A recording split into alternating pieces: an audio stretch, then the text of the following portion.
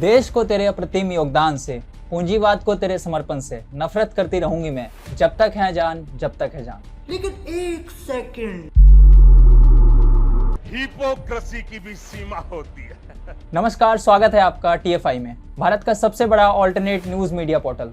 और मैं अंकित कुंवर आपको अवगत कराऊंगा बंगाल के वर्तमान मुख्यमंत्री ममता बनर्जी के दोहरे मापदंडों से, और कैसे जिस व्यक्ति ने टाटा जैसे उद्योगपतियों को बंगाल से भगाया वह अब अडानी अंबानी से हाथ मिलाने को तैयार है। तो चलिए अविलंब आरंभ करते हैं। ममता बनर्जी राजनीति का वो चेहरा है जिनका पूरा राजनीतिक जीवन विवादों में रहा है। ममता बनर्जी जब से 2021 बंगाल विधानसभा चुनाव में अपने मुख्य प्रतिद्वंदी भाजपा को हराया है, तब से वो केंद्र की सत्ता पर काबिज होने का सपना देखने लगी हैं। पिछले कुछ वर्षों से गुजरातियों को भला बुरा कहने वाली ममता बनर्जी आज उन्हीं गुजराती उद्योगपति गौतम अडानी के चरण वंदना करने लगी हैं। आपको बता दें कि पश्चिम बंगाल की मुख्यमंत्री ममता बनर्जी ने गुरुवार को कोलकाता में राज्य सचिवालय नमन्ना में उद्योगपति गौतम अडानी से मुलाकात की है। दोनों ने पश्चिम बंगाल में अडानी ग्रुप के निवेश विकल्पों पर चर्चा की। गौतम अडानी ने अपनी इस मुलाकात को लेकर यह भी पुष्टि की कि वह अगले साल अप्रैल में बंगाल ग्लोबल बिजनेस समिट में भाग लेंगे। उन्होंने आगे अपने वक्तव्य में कहा है कि वह ममता बनर्जी से मिलकर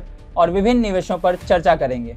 लेकिन अब आपको थोड़ा पीछे ले चलते हैं। जब ममता बनर्जी ने गुजरातियों को लेकर बहुत नकारात्मक टिप्पणी कही थी, उन्होंने पश्चिम बंगाल के सिंगूर से टाटा मोटर्स के नैनो प्लांट को बाहर कर दिया था, जिसके बाद टाटा मोटर्स ने अपने निवेश को गुजरात में स्थानांतरित कर दिया। पश्चिम बंगाल चुनाव से पहले प्रधानमंत्री मोदी और गृह मंत्री अमित शाह दोनों गुजरातियों पर हमला करने के लिए ममता बनर्जी ने क्षेत्रवाद और सांप्रदायवाद को बढ़ावा दिया और गुजरातियों के खिलाफ घृणा का स्पष्ट प्रदर्शन किया। ममता बनर्जी ने अपने राज्य को गुजरात नहीं बनने देने की कसम खाई थी। पश्चिम बंगाल के CM ने जोर देकर कहा था, हम बंगाल को गुजरात जैसा नहीं बनने देंगे। उन्होंने हावड़ा जिले से एक चुनावी रैली के दौरान यह बात कही थी।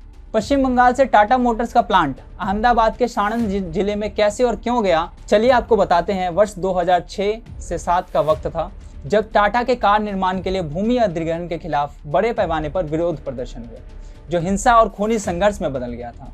जब वाम मोर्चा सरकार के तहत पुलिस बलों ने प्रदर्शनकारियों पर गोलियां चलाई थी। प्राथमिक विपक्ष के रूप में ममता बनर्जी ने उस हिंसक रैली का नेतृत्व किया था।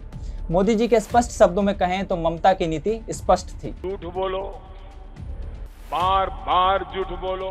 बनर्जी विरोध प्रदर्शन में सबसे आगे रहीं और उन्होंने खेत बचाओ नामक एक आंदोलन शुरू किया। जल्द ही मेधा पाटेकर, अरुंधति रॉय और अनुराधा तलवार जैसे कई हाई प्रोफाइल पेशेवर प्रदर्शनकारी टाटा मोटर्स को राज्य से खदेड़ने के विरोध में शामिल हो गए। हंगामे के बाद टाटा मोटर्स ने अंततः सितंबर 2008 में पश्चिम बंगाल में परियोजनाओं को रद्द करने का फैसला किया और गुजरात के साणंद में इसके लिए प्रक्रिया शुरू की गई।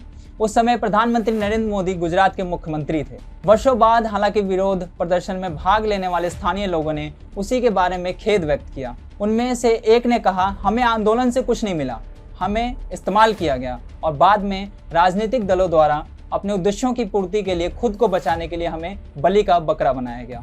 इसके बाद से ही इस क्षेत्र में कोई उद्योग नहीं आया है और ना ही साल 2016 में हमें जो जमीन लौटाई गई वह खेती योग्य है।